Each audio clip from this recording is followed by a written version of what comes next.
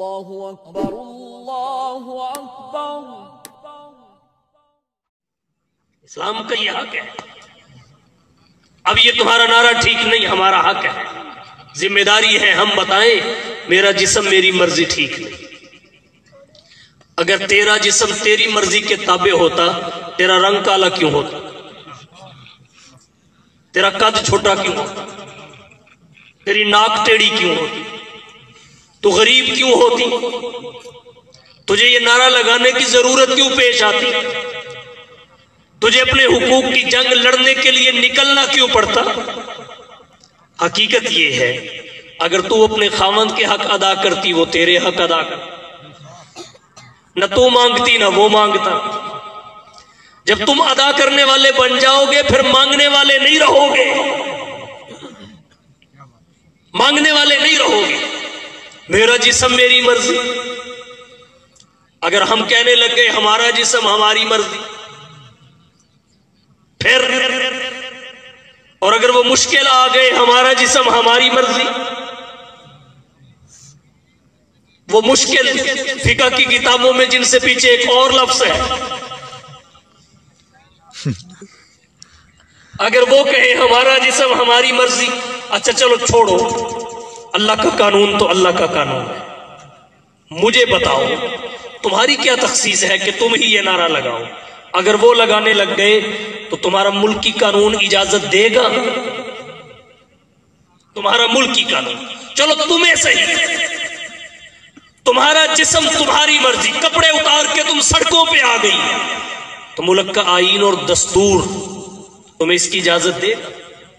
تو جب ہمارے ملک کا آئین اور دستور اس کی اجازت نہیں دیتا تو اللہ اور اس کے رسول کا آئین اور دستور اجازت کیسے دے سکتے؟ کیسے اجازت دے سکتے؟ اور پھر عرض کرتا ہوں، اہل مغرب نے نسوانی حقوق کا نعرہ لگا کر تمہیں حقوق نہیں دیے، حقوق تمہیں اسلام نے دیے ہیں۔ سب سے بڑا حق زندگی ہے، تمہیں زندہ رہنے کا حق کس نے دیا؟ کس نے دیا؟ باقی تو بعد کی باتیں ہیں، تمہیں وراثت سے محروم رکھا جاتا۔ مفسر ابن جریر طبری نے لکھا ہے کہ بیٹے اپنی ماؤں کو میراث سمجھ کے تقسیم کر لیتے تھے، عورت کو وراثت سے حصہ نہیں دیتے تھے۔ کس نے دیا؟ زندگی کا حق کس نے دیا؟ اگر اسلام زندگی کا حق نہ دیتا تو نہ ہوتی نہ سڑک پہ آتی۔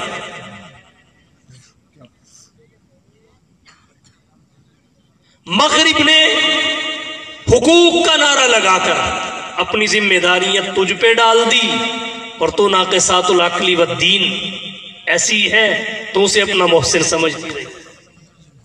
اسلام نے تجھے سہولت میں رکھا، مغرب نے تجھے مشکل میں ڈالا۔ اسلام کہتا ہے تیرا نان و نفقہ مرد کے ذمے ہے، تو کمائے گی نہیں، کمائے ہوئے کو کھائے گی، کمائے گی نہیں، کمائے گا وہ، کھائے گی تو۔ اور تو کیا کہتی ہے؟ میں نے بھی کسی پکڑ کے مسالہ بنانا، میں نے بھی بس پہ لٹک کے جانا ہے، میں نے بھی بس پہ لٹک کے، میں نے بھی بیلچا پکڑ کے کھدائی کر، تو پھر تیری مرضی ہے، پھر تیری مرضی ہے۔ ہم تو تجھے گھر کی ملکہ بنا کے رکھنا چاہتے ہیں، اور اگر تو گلی کی مزدور بن کے رہنا چاہتی ہے تو تیری مرضی ہے۔ اب تو خود فیصلہ کر لے، تیری خیر خواہی ادھر زیادہ ہے یا ادھر؟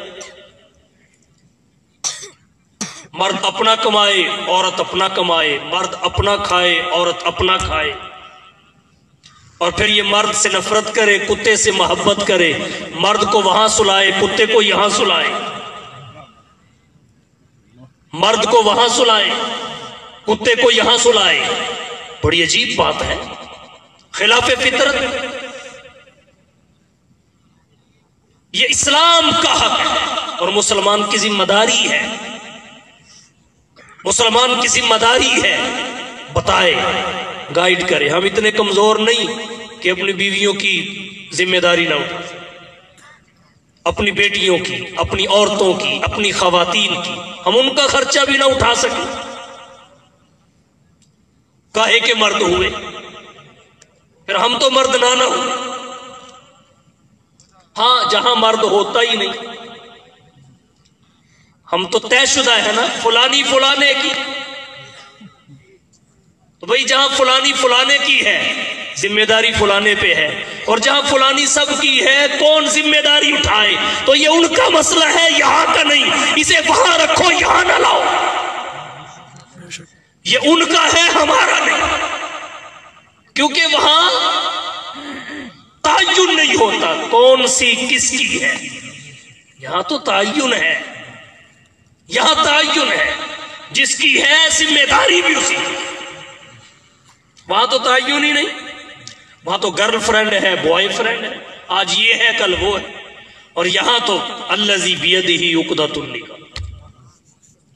اہل مغرب اس سسٹم سے پریشان تھے، ہمارا سکون ان سے دیکھا نہ گیا، وہ اس سسٹم سے پریشان تھے، ہمارا سکون انہیں ہضم نہ ہوا، تو انہوں نے کہا یہ سکون اور چین سے کیوں رہے، یہ آگ ان کے ملک میں بھی لگاؤ۔ ان کا خاندانی سسٹم ڈسٹرب ہے، بگڑا پڑا ہے، اور ہمارا انہیں ہضم نہیں ہو رہا۔ ہمارا اصل بات یہ ہے، وگرنہ نیشنلٹی امریکہ کی ہو، وہ مارچ یہاں آ کے کرے، مارچ یہاں آ کے کرے۔ تو عرض میں نے یہ کیا، دعوت و تبلیغ فقط اسلام، فقط، کیونکہ مذاہب میں اسلام محفوظ ہے، اور یہ نتائج کس کے ہیں کہ کتابوں میں فقط قرآن محفوظ ہے، اور ادھر رجال میں فقط ایک رجل ارشد جناب محمد مصطفیٰ صلی اللہ علیہ وسلم ہے، جن کی سیرت محفوظ ہے، باقی کسی نبی کی سیرت محفوظ نہیں ہے۔ انبیاء کے تو سب کے نام محفوظ نہیں، سیرتیں محفوظ کہاں سے ہوں گی؟ اگر کسی نبی کی زندگی کے چند واقعات جیسے موسیٰ، عیسیٰ، ابراہیم، اسماعیل، شعیب، نوح، لوط، اگر کسی نبی کی زندگی کے کچھ واقعات محفوظ ہیں تو وہ قرآن کی برکت سے ہیں یا فرمان صاحب قرآن کی برکت سے ہیں۔ اس کے علاوہ کوئی ذخیرہ کسی کے پاس نہیں ہے، کوئی ذخیرہ کسی کے پاس نہیں ہے۔ لیکن حضور کی تعلیمات تو تعلیمات رہی، معمول بھی ہاں ہے، رہے گی۔